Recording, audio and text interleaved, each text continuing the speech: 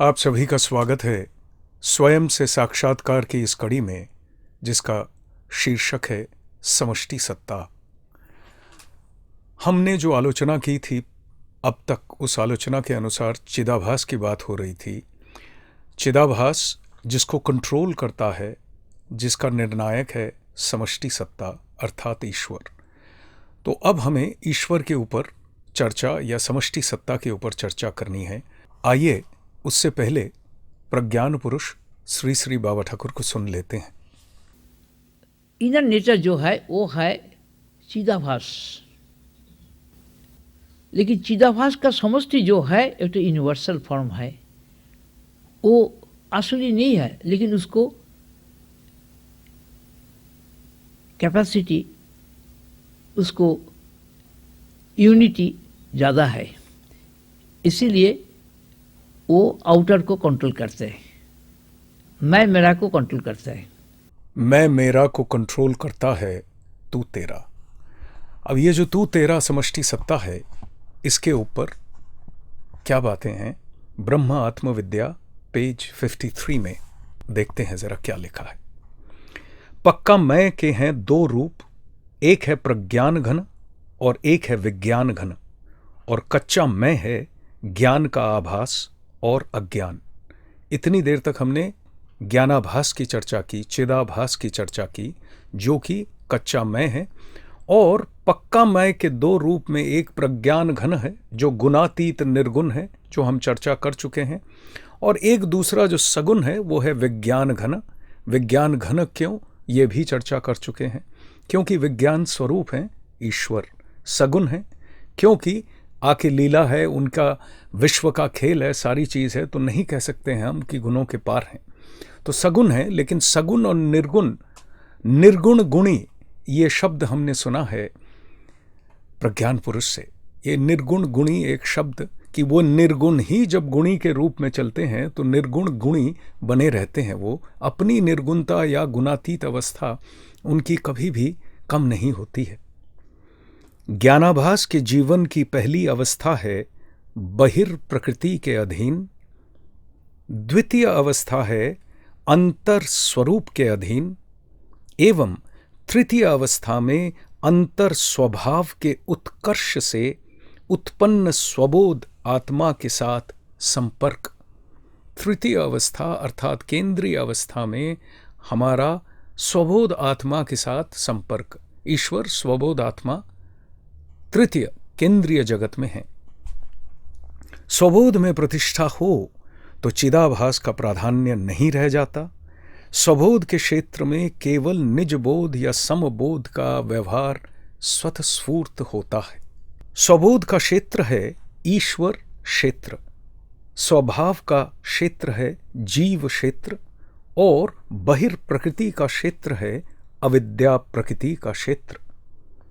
जीव का आवास, आधार, आश्रय एवं कर्म भूमि और भोग भूमि, वो क्या? प्रकृति का क्षेत्र। स्वबोध के ऊर्ध्व है तुर्य प्रज्ञान क्षेत्र। आगे कहते हैं, हम जीवन में बाहिर व अंतर द्वारा जिस बोध का व्यवहार करते हैं वह है कच्चा मैं।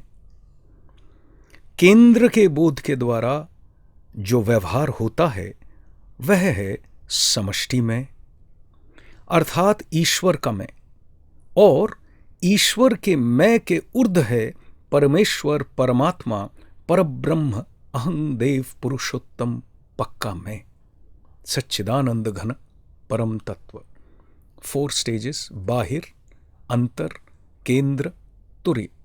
परब्रह्म परमात्मा का मैं, ईश्वर का मैं, अंतर का मैं, बहिर प्रकृति का मैं। तो कच्चा मैं इन दोनों चीज़ों में युक्त है, और जब यहाँ आके जुड़ता है तो ईश्वर के साथ उसका संबंध होता है, और इस संबंध के बाद ईश्वरीय सत्ता में विलीन होने के बाद वो यहाँ पे भी चला जाता है। जब हम देखते हैं कि पक्का मैं जब घनीभूत होकर हमारे सामने आके आविर्भूत होते हैं तो हमें तब ये पता चलता है, ये सारी चीज़ें हैं प्रकाश की हुई विद्या, पक्का मैं स्वरूप में प्रतिष्ठित एक सोल की। ये हमें ध्यान में रखना पड़ेगा। आगे है, हम जीवन में बाहिर व अंतर द्वारा जिस बोध का व्यवहार करते हैं वो है कच्चा मैं। तुम बोध है ईश्वर का परिचय, और मैं तत्व है ईश्वर के ऊपर जो परमेश्वर परमात्मा है उनका परिचय, अर्थात पक्का मैं का परिचय। तुम बोध है ईश्वर का परिचय।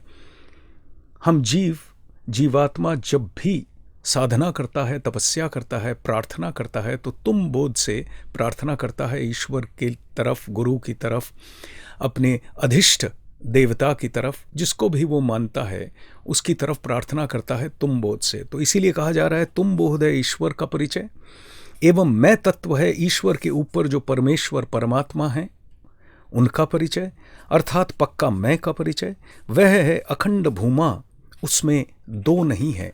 देखिए, पक्का मैं में सृष्टि नहीं हो सकती है, इसलिए स्वभाव घन विज्ञान घन रूप जो है वो ईश्वर आते हैं और फिर ईश्वर कंट्रोल करते हैं, हर चीज़ चलाते हैं अपने अंडर में, और उनके वेरियस देवी देवता हैं जो उनके वेरियस मैनेजर्स एटसेट्रा हैं जो चलाते हैं इस सारे काम को।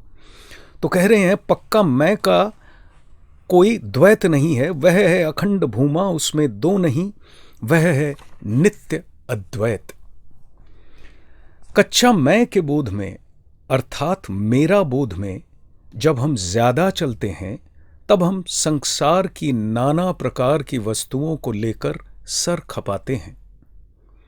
संसार का जो कुछ भी है उसमें कुछ स्थूल, कुछ सूक्ष्म, कुछ सूक्ष्मतर, अर्थात कुछ हम इंद्रियों द्वारा व्यवहार करते हैं, कुछ मन द्वारा एवं कुछ बुद्धि द्वारा व्यवहार करते हैं। यह सब है सांसारिक व्यवहार। देखिए, एक एनालिसिस के एक और लेवल पे गए, वो कह रहे हैं कि कुछ स्थूल, कुछ सूक्ष्म, कुछ सूक्ष्मतर हम लोग संसार में भी यूज कर रहे हैं। वो स्थूल, सूक्ष्म और सूक्ष्मतर किसके द्वारा कर रहे हैं? कह रहे हैं इंद्रियों द्वारा जिन चीज़ों का व्यवहार कर रहे हैं वो है स्थूल, मन द्वारा जिन चीज़ों का व्यवहार कर रहे हैं वो है सूक्ष्म, एवं बुद्धि द्वारा जो व्यवहार हो रहा है वो है सूक्ष्मतर। हम इस आलोचना को पहले भी कर चुके हैं कि इंद्रियां जो हैं, हमारे ज्ञानेंद्रिय और कर्मेंद्रिय, ये केवल स्थूल चीज़ों को लेके चलती हैं, बाहरी जगत की जितनी चीज़ें हैं। इसलिए प्रज्ञान पुरुष अपने डेफिनेशन में, एक्सप्लेनेशन में जब कहते हैं ये चार भाग से विभक्त की हुई, जब एक्सप्लेन करते हैं तो कहते हैं कि ये जो है ये है रूप और नाम, ये जो है नाम और भाव, ये जो है भाव और बोध, और ये जो है केवल बोध में बोधमय। ये चारों स्टेजेस की बात जो हम रूप, नाम, भाव, बोध देखते हैं, बहिर्सत्ता, अंतर सत्ता, केंद्रीय सत्ता, तुरीय सत्ता, राइट, ये प्रज्ञान है, ये विज्ञान है, ये ज्ञान ज्ञानाभास है, ये अज्ञान है। ये सारे हमारी डिफरेंट टाइम्स में डिफरेंट टर्मिनोलॉजी यूज करके यही एक ही चर्चा है। तो कह रहे हैं कि बहिर्जगत में, बाहरी जगत में अंतःकरण, बुद्धि, मन और अहंकार जो व्यवहार कर रहा है जिन चीज़ों को लेके, तो कह रहे हैं बाहरी जगत का जो व्यवहार है वो केवल इंद्रियों द्वारा हो रहा है। अंतर जगत का जो व्यवहार है, अर्थात लिटिल सटल जो व्यवहार है, वो हो रहा है मन के द्वारा। और जो केंद्र जगत का व्यवहार है, क्योंकि बुद्धि के बगैर, बुद्धि की जब शुद्ध होती है, बुद्धि शुद्ध बुद्धि में जाती है, तब जाके बुद्धि यहाँ प्रतिष्ठित होती है। लेकिन जो प्रक्रिया शुरू होती है शुद्ध बुद्धि में जाने की, बुद्धि की, उस वक़्त जो प्रक्रिया शुरू होती है यहाँ से लेके वहाँ तक के जाने की, क्योंकि यहाँ पे मन बुद्धि कार्य कर रहे हैं, मेनली मन है लेकिन बुद्धि भी कार्य कर रही है। और ये जैसे ही शुद्धि की तरफ, शुद्धिकरण होने लगता है, वो इस तरफ आने लगती है, तब जाके वो शुद्ध बुद्धि जब हो जाती है तो यहाँ आके उसकी प्रतिष्ठा हो जाती है, अर्थात ईश्वरीय स्वरूप उसके अंदर पूर्ण रूप से जागृत हो जाता है। यही बात उन्होंने यहाँ पे की है, a few लाइन्स में की है, बट थोड़ा सा एक्सप्लेनेशन समझने के लिए अगर किया जाए तो वो ये निकलता है। आगे कहते हैं, संसार से हम मुक्त होने के लिए अर्थात वैचित्र से, नानात्व बहुत्व से जिससे विघ्न उत्पन्न होते हैं, उन सब विकारों से अर्थात जन्म मृत्यु जरा से मुक्त होने के लिए हम तुम तत्व का अर्थात तुम का जो मैं है उसका स्मरण भजन करते हैं तुम बोध द्वारा। तुम तत्व का, तू तेरा, ये तू तेरा जो तत्व है, ईश्वरीय तत्व, इसका भजन हम करते हैं। धर्म जगत में ये चीज बहुत प्रचलित है, लेकिन जो भजन कर रहे हैं वो फिगर्स में भी डिफरेंट, नेम्स में भी डिफरेंट, लेकिन कर रहे हैं तू तेरा, तुम तत्व का भजन हम कर रहे हैं। तो कहते हैं कि ये मुक्त होने के लिए जो तुम तत्व का भजन है, अर्थात तुम का जो मैं है, जो शायद हम अनजाने में कर रहे हैं, ये तुम का जो मैं है, कच्चा मैं तुम के मैं को अर्थात यूनिवर्सल मैं को, यूनिवर्सल कॉन्शियसनेस को पूज रहा है। चाहे जान के पूजे या अनजाने में पूजे, लेकिन पूज वही रहा है अंतर में ही, उसको आरोपित कर रहा है बाहर किसी मूर्ति में, किसी नाम में, किसी फिगर में आरोपित करके, किसी घट में, पट में, अलग अलग जगह पे पूजा ऐसे भी होती है, एक घट बिठाकर पूजा होती है, ऐसी भी होती है। तो किसी न किसी एक स्थूल वस्तु के ऊपर अपने ही हायर सेल्फ को आरोपित करके वो पूजा, भजन, ध्यान, नैवेद्य आदि भोग लगाना सब कुछ कर रहा है, लेकिन है उसी के अंतर में। ये बात उसको सामने जब परिवेशन होती है और वो मनन करता है तब जाके उसको क्लियर होती है, नहीं तो उससे पहले क्लियर नहीं होती है। तो ये स्मरण भजन होता है तुम बोध द्वारा। आगे कहते हैं, हम अपनी मांग पूरी करने के लिए, कार्य उद्धार करने के लिए, हमारे प्रयोजनवश बृहत को या महत को तुम कहकर, आप कहकर संबोधन करते हैं। देखिए जीवन में रोज होता है ये, at the level, material science के लेवल पे अगर हम देखें तो ये रोज हो रहा है, एवरी डे हम ये काम करते हैं। जब हम स्पिरिचुअल लेवल पे, धार्मिक लेवल पे, आध्यात्मिक लेवल पे, जिस लेवल पे भी जाएं तो भी यही करते हैं, ईश्वर का भजन करते हैं, भले ही सकाम दृष्टि से करते हैं, अर्थात कुछ न कुछ उम्मीद रखते हैं कि अगर मैं ये पूजा करूँगा, ये कर्म करूँगा, ऐसा ध्यान लगाऊंगा तो मुझे ये मिलेगा। ये सकाम है, लेकिन भले ही सकाम से करते हैं लेकिन करते ज़रूर हैं। तो इसी को वो कह रहे हैं कि मांग पूरी करने के लिए या कार्य उद्धार करने के लिए हमारे प्रयोजनवश हम महत को तुम कहकर, आप कहकर संबोधन करते हैं। इस कारण तुम तत्व है यूनिवर्सल आई, समष्टि मैं, समष्टि सत्ता, जो आज का हमारा टॉपिक है, उन्हीं को तुम कहते हैं।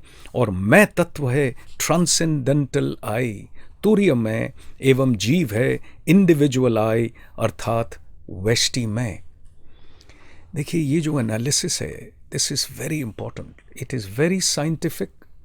और इस एनालिसिस को अगर हम थोड़ा सा मनन करेंगे, एक बार जहन में ये एनालिसिस बैठ जाएगी, तो देखिएगा कि भ्रांति से आप कितना निजात पा जाएंगे, कितनी छुट्टी पा जाएंगे। जिस भ्रांति से परेशान होते थे जगत में, उस भ्रांति से कितने दूर आप आ जाएंगे। तब भी भ्रांति रहेगी, but at a very subtle level. Daily के कार्य में, काम में ये भ्रांति समाप्त हो जाएगी।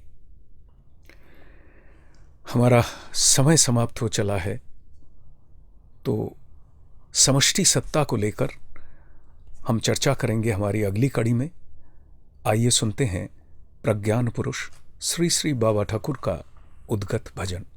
सदगुरु श्री श्री बाबा ठाकुर का राग मालकोश में हम सब एक उद्गीत भजन सुनने जाएंगे।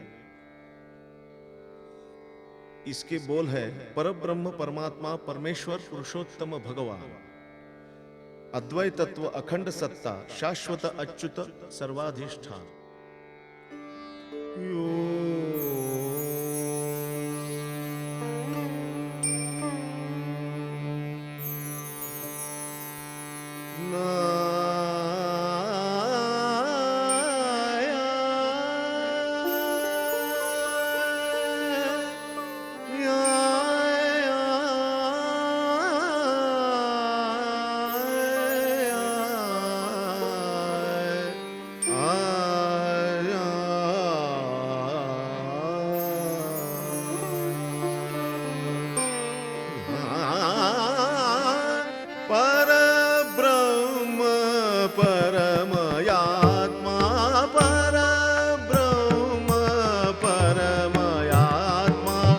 परमेश्वर पुरुषोत्तम भगवान, परमेश्वर पुरुषोत्तम भगवान, अद्वैतत्व अखंड सत्ता शाश्वत अच्युत सर्वाधिष्ठान, परब्रह्म परमयात्मा, परमेश्वर पुरुषोत्तम भगवान, अद्वैतत्व अखंड सत्ता शाश्वत अच्युत सर्वाधिष्ठान, परब्रह्म परमयात्मा,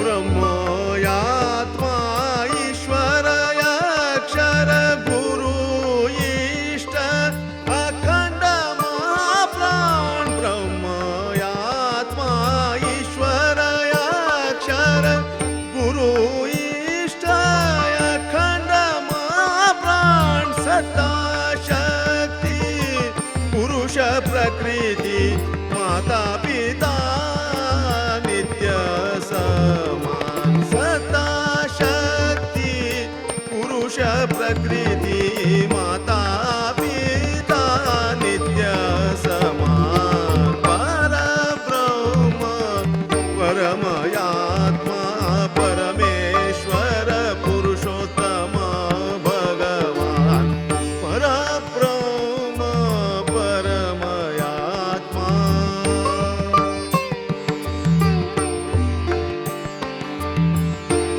परमयात्मा,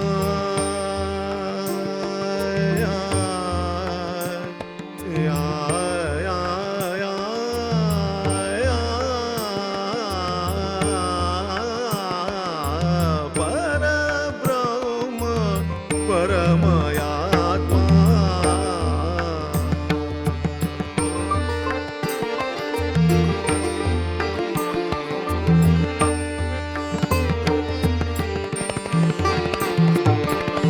पिता माता विश्वविधाता निर्गुण सगुण स्वभाव समान, पिता माता विश्वविधाता निर्गुण सगुण स्वभाव समान, आहुर्मजदा इजाज़ा निजाज़िल्लाहि अल्लाह, खुदा बिस्मिल्लाह तू ही इजाज़ रहमान, तू ही रहीम मेहरबान, परब्रह्म परमयात्मा,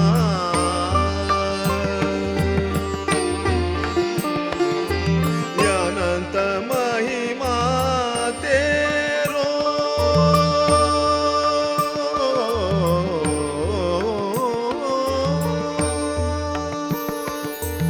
अनंत महिमा तेरो, अनंत तेरो नाम, अनंत महिमा तेरो, अनंत तेरो नाम, शिव दुर्गा लक्ष्मी नारायण सीताराम, राधा श्याम राधा श्याम, हिंदू पारसी यहूदी ख्रिश्चन बौद्ध जैन सिख मुसलमान, सब तेरो अपन संतान, सब में तू ही नित्य समान, सब में तू ही नित्य समान, सब में तू ही नित्य समान, परब्रह्म परमयात्मा, परमेश्वर पुरुषोत्तम भगवान, अद्वैतत्व अखंड सत्ता शाश्वत अच्युत सर्वाधिष्ठान, परब्रह्म परमयात्मा, परमेश्वर पुरुषोत्तम